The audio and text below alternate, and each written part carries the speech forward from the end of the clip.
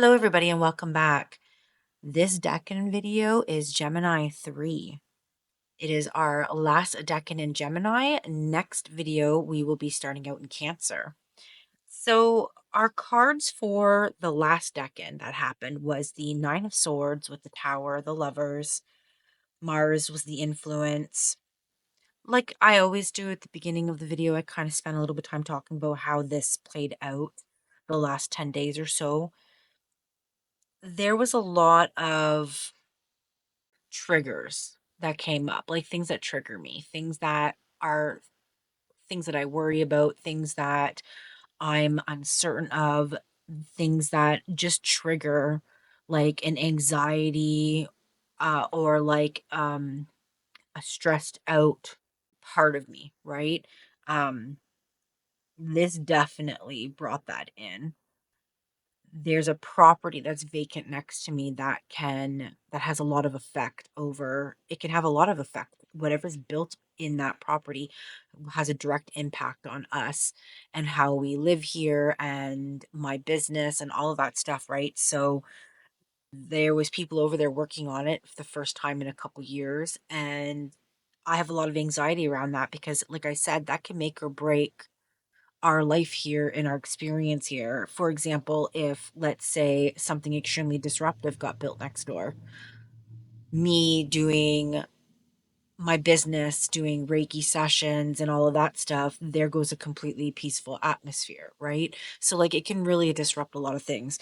And just the different things that happened throughout these 10 days really touched on my specific triggers, right? So, that was really interesting.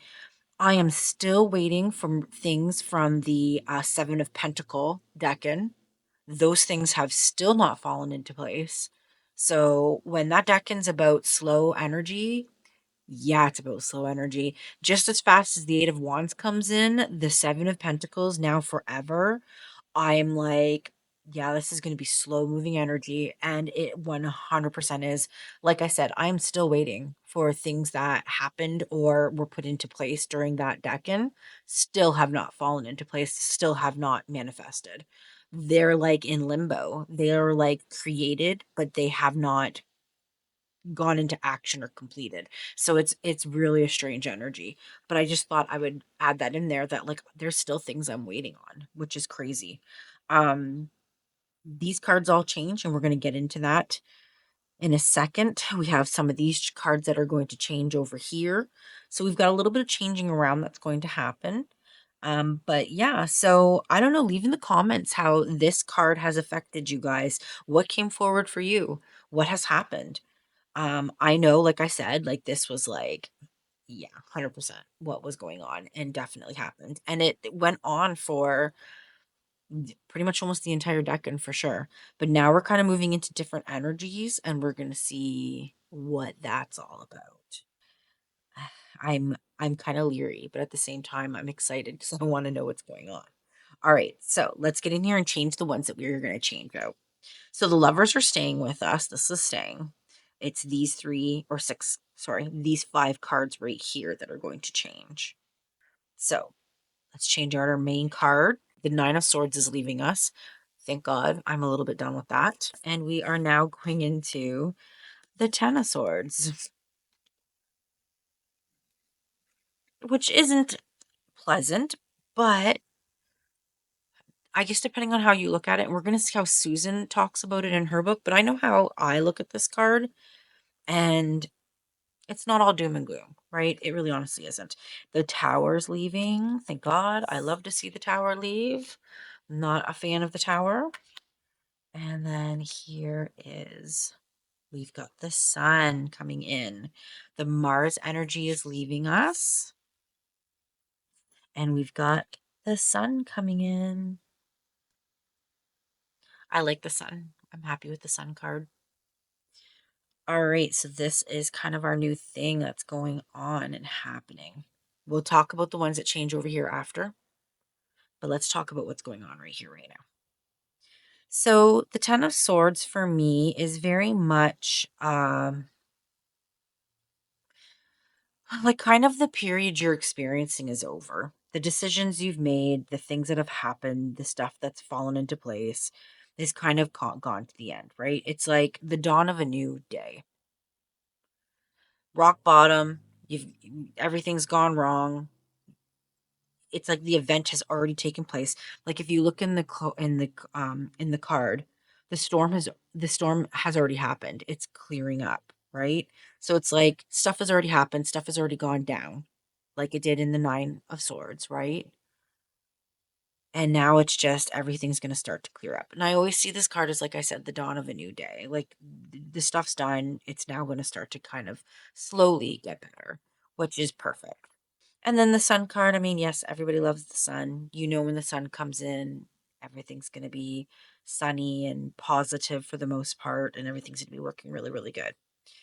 All right, let's get into Susan's book and see what she says about these cards. So once again, the book that we're using for all of this is 36 Secrets by T. Susan Chang. Amazing book. This is like literally life-changing to me. Every time I read the next deck and we're in, I am just blown away by what comes forward.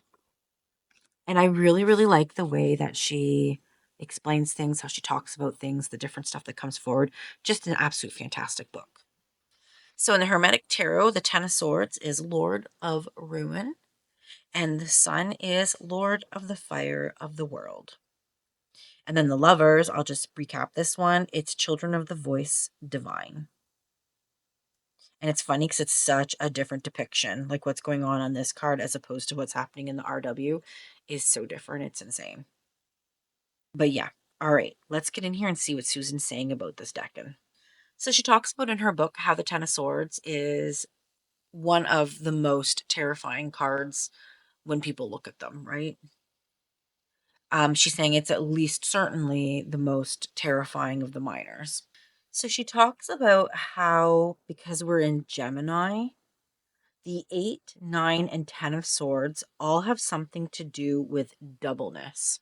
So historically, the Sun card traditionally shows twins, but Pamela Coleman Smith chose to only put one child on the card and not the second. The Lovers tends to be a man choosing from two women. I believe that's in the Marseille. If I remember correctly, on the Marseille Lovers, it's a man having to choose between the two. So here I'll show you in the tarot ambiguities. We've got ambiguities. Sorry, I always say that wrong. We have the Sun card with the two twins, right? And then here's the Lover card where it's the man in the middle choosing from two women. So these are more of your traditional depictions of the card, right? So she talks about when the twins are sun and moon, as they so often are, only one can reign in the sky at once. We can't have both the sun and moon out at once. So forced choice. It's depicting that forced choice that has to happen, taking a side when both things cannot coexist, right? So it's the core which is the core concept of that card, is having to make a choice. We've already talked about how in the Lovers card, it's very much about that choice that has to happen, right? That the choice between a man and two different women, the choice of, you know, Adam and Eve and the things that they needed to choose to do or not to do. And remember, we're like stuck in that, it's like a snapshot of that exact moment that choice was made. So there's a lot of choices happening once again that's coming forward. So she talks about how the nines are a suit that represents culmination, and the tens represent what you might call as oversaturation of the suit's potential. So once the suit comes to its logical conclusion or grand finale, it must begin again. We think of the swords as words, thoughts, conflicts in tarot, correct? So once you add in the hyper rationalism of the sun to the power of the swords, you end up thinking yourself into corners, right? Like overthinking and putting too much thought into things, right? So if the sun represents the rational, the Lovers represent the power of choice. Their combination can be the kind of over intellectualized decision process that leads us to disregard our intuition. It might be a backroads shortcut in theory, meaning you'll get to your destination an hour or so earlier. However, you got lost for 3 hours trying to take that shortcut. She says how most Ten of Swords images can be captioned. It seemed like a good idea at the time. And then she talks about the figure and the Ten of Swords is said to be Thomas A. Becket, a once-time Archbishop of Canterbury. Becker died at the hand of King Henry's royal henchmen, who, in the very Ten of Swords move, inflicted multiple stab wounds, including a very gory and vividly described blow to the head. The victim's right hand makes the same papal gesture as benediction we see in the Hierophant card. I'll zoom in a minute. We'll take a look at that. And it represents the dual nature of Christ, 2 fingers up, and the true nature of God, 3 fingers down. The 2 fingers up for what is revealed, 3 fingers down as what is considered concealed. Or you could say the gesture means as above, so below. Okay, so let me grab this here. Let's get into this. Let's get closer to this and look at that. See the hand right there? Never even noticed that. See, and that's the thing with tarot. There are so many hidden things, right down to the position of a hand. There are so many secrets in these cards, and it just astounds me. Every time I learn a secret, I'm just like, oh my God, that is crazy.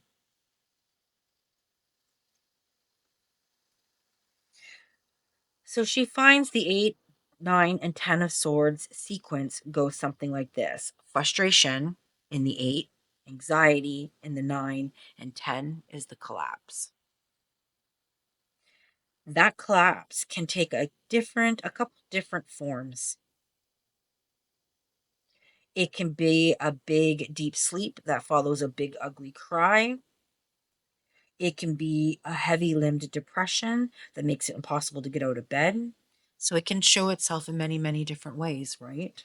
In her book, she says that when this card comes up for clients, that they're usually in a very deep form of what she considers as clinical depression. And she says depression can be described as the weight of knowing too much, of being exposed to the unfiltered brutality of the world, that can cause us to want to give up.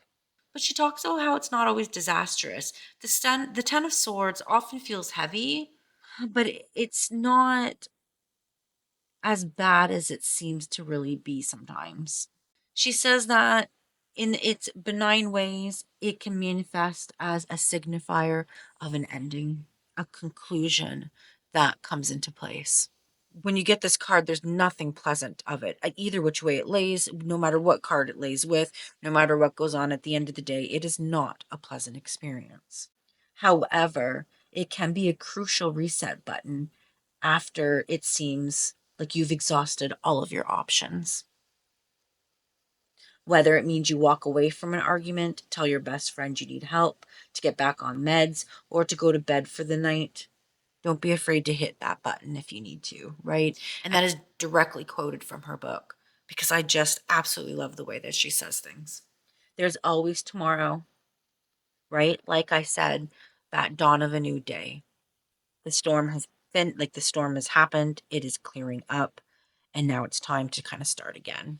So in her book, once again, she gives you a way to deal with the energy of the Ten of Swords by using 2 other cards in the deck. And these are referred to or found in the Kabbalah Tree of Life. And it's the cards that are associated or directly in line with the Ten of Swords. And that is the Two of Cups and the Two of Pentacles. To sum it up, she pretty much says you have 2 options on how to deal with this. One is to give up the fight and to listen to your heart.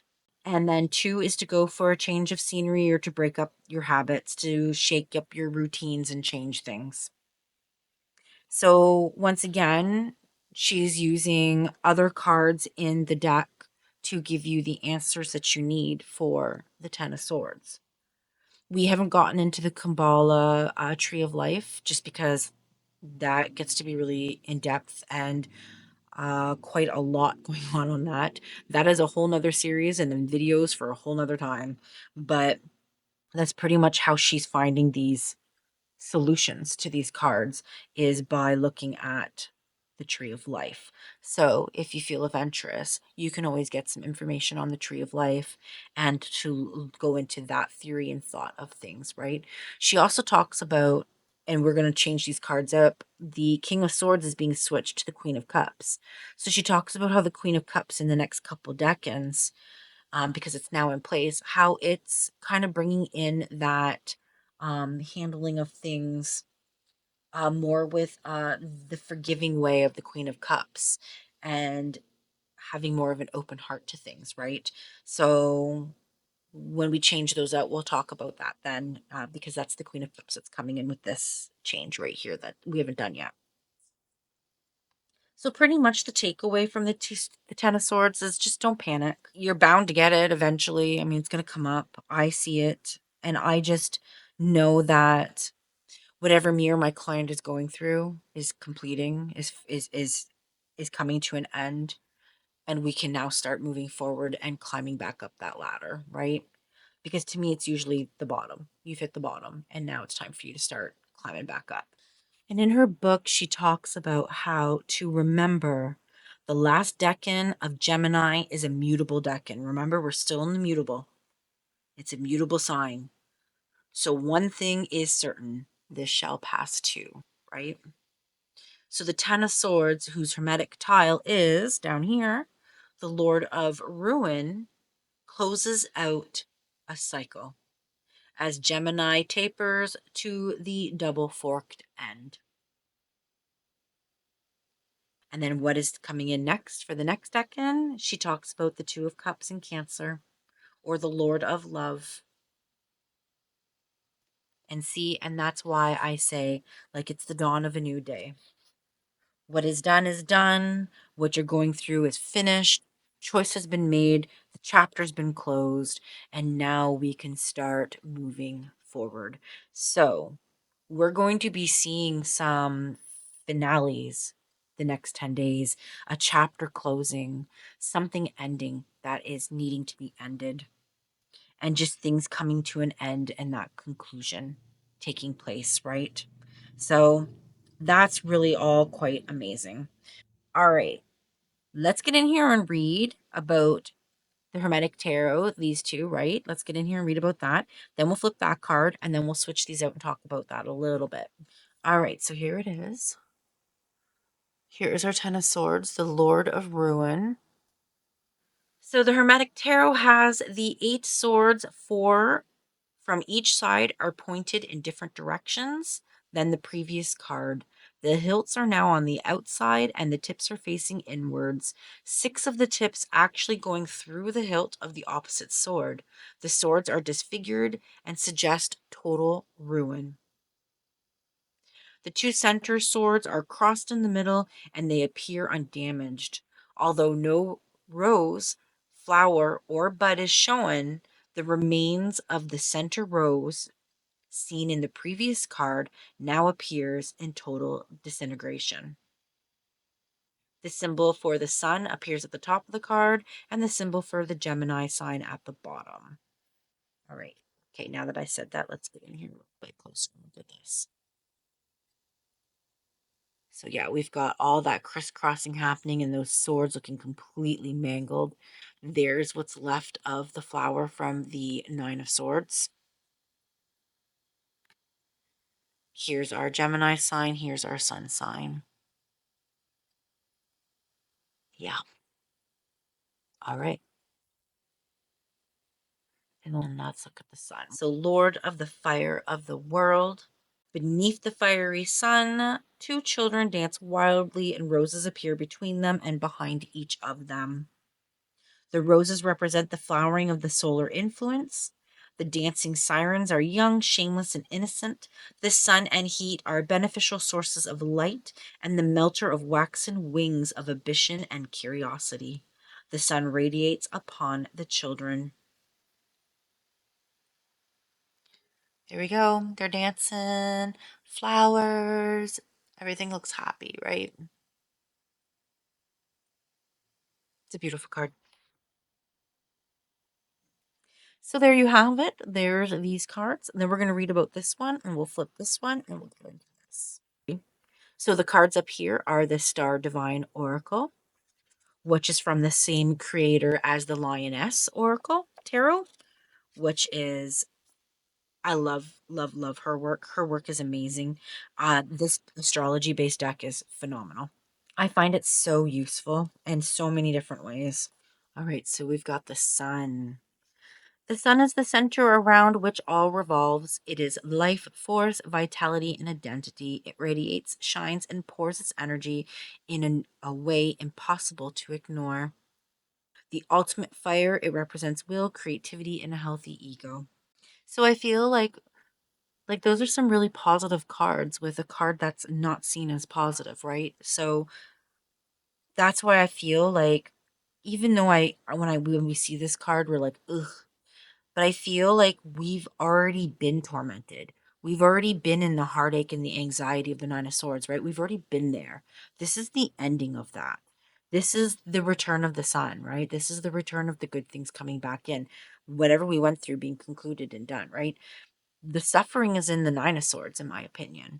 The Ten of Swords is it finishing and the new wonderful things starting to come back into place again, right? At least that's how I see it. And once again, like I said, sometimes this is off, but we are in the waxing crescent moon. So the Moonology card says having faith in your dreams.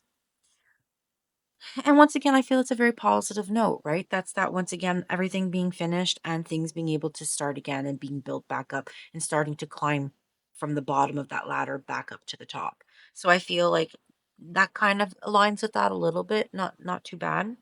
You can kind of twist that around to suit it, right? Now let's talk about these extra energy cards that are over here. So we still have the Ace of Pentacles in place. We still have the Page of Pentacles in place, but we're changing out the King of Swords. And we now have the Queen of Cups coming in. So once again, remember that's now coming from that more of that loving, nurturing forgiveness that the Queen of Cups has. And, being more gentle with ourselves and with others.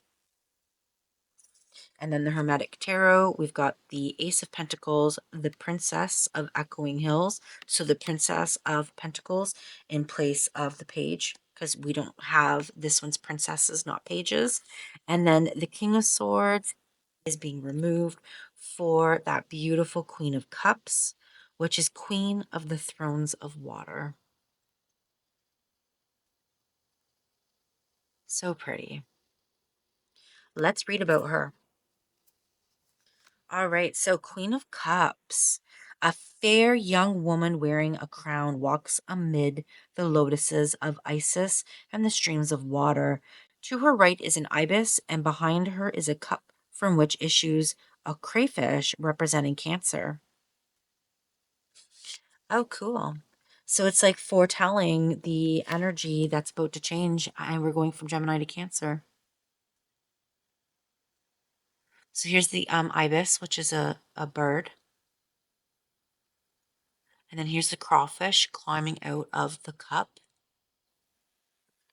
And once again, like I said, these are your underlying energies. They're different things that you can tap into if you want to.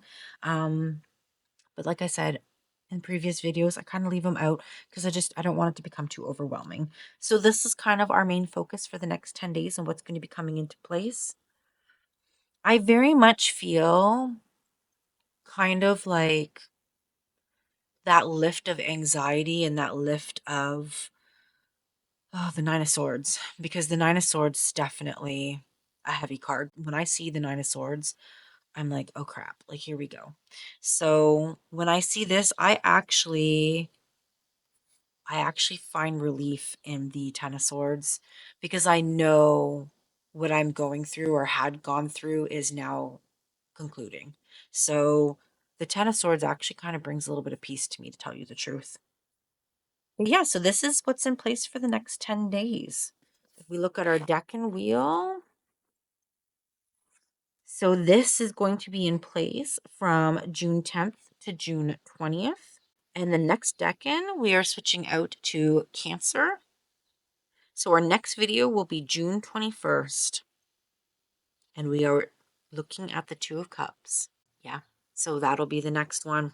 So like I said, once again to recap, this is in place from June 10th to June 20th.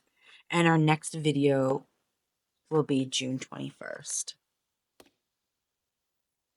So there you have it. Hopefully everything goes well for you guys. Hopefully we kind of get some closure happening and some things just concluding. And I'm excited for the Two of Cups energy. I'm ready for that. Totally ready for that. Here's to hoping, right? I'm looking forward. Let's see what the universe is going to create for us and to manifest, right? All right. So thanks for watching. Everybody have a good next 10 days. Remember, whatever is going on is concluding and coming to an end. And try to find the sunny energy in it. All right, I'll see you guys on the next one. Thanks. Bye.